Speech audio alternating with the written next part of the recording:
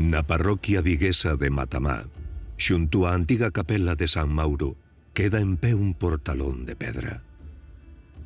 Conta a lenda que entre os séculos XVII e XVIII aquí traían persoas acusadas de prácticas prohibidas, de maigaría.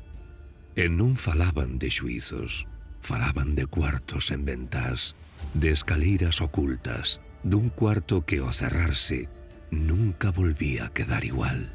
E cos anos os relatos cambiaron de forma, pero os fenómenos non. Obxectos cambiados de sitio, sabas que se moven soas, como se unha man invisible tirase delas. E o peor non é o que se oe, é o que se sente. Din que se quedas, o aire vólvese pesado, como se unha presenza enfadada quixese botarte, como se o lugar non quixese visitantes. E hoxe o portalón segue en pé, como unha porta aberta a ese pasado.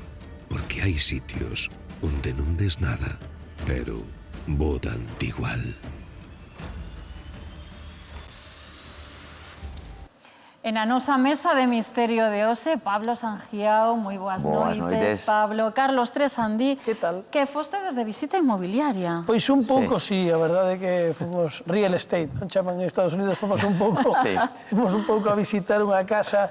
A verdade é que é un... Que vos atopaste? Íamos buscando trasnos, en realidade. Íamos buscando un trasgo. Chama, porque na zona de Matamá, que onde está esta casa, que en Vigo é unha das parroquias de Vigo, aí contábanos un veciño, cando fomos ali, que sí que hai, aparte desta lenda que escoitamos, sí que había, polo menos entre a veciñanza, a idea de que había uns seres que pulaban por ali máxicos, que eran os trasgos, sí. De feito, as nais e as aboas dicíanlle aos nenos, cando vayas pa casa, vai directo, non vai a ser que che saia o trasgo, que era, pois, unha variante deses trasgos, deses ananos. Nós non encontramos trasgos, pero encontramos cousas máis divertidas, ou máis interesantes, non divertidas, non? Bueno, partíamos desa lenda da que falábamos, onde é unha zona que, ademais, din que era propiedade dun terratenente, moita desa zona, e que, efectivamente, ocorreron algúns acontecementos que parece que quedaron, de algún xeito, no día de hoxe.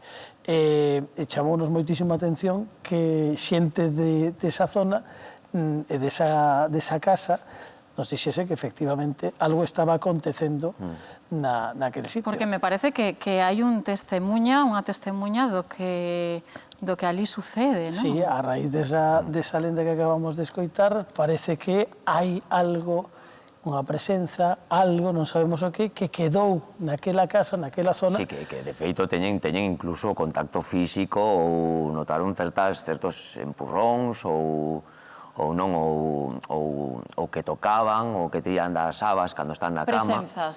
Sí.